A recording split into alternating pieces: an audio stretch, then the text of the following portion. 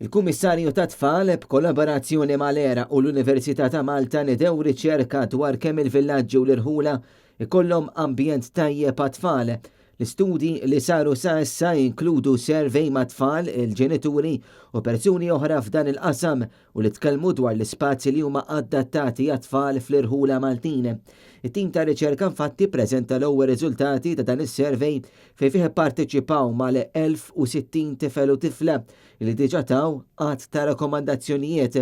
News għal-kummenti tal-Kummissarju tat-Tfal Pauline Micheli li spjegat magħna xi konsisti dan l-istudju. L-informazzjoni, r-riċerka kollha, r-riżultati li noħorġu qegħdin ngħinu anke lill-ERA biex tfassal għandha l-istrateġija biex jiffidjaw fl-istrateġija tagħhom u aħna nifidjawha fil-kunsilli lokali u fil-proġett prattiku li inti semmejt fil-bidu. Fil-kummenti li għaddiet is-CEO tal-ERA Michel Piccinino qalet li ċertu atteġġjament ta' tfal jixet l-ambjent li jkunu trabbew fih bħal pereżempju lokalità traffikuża fejn hemm problemi tal-arja jew fejn hemm nuqqas ta' spazji miftuħa.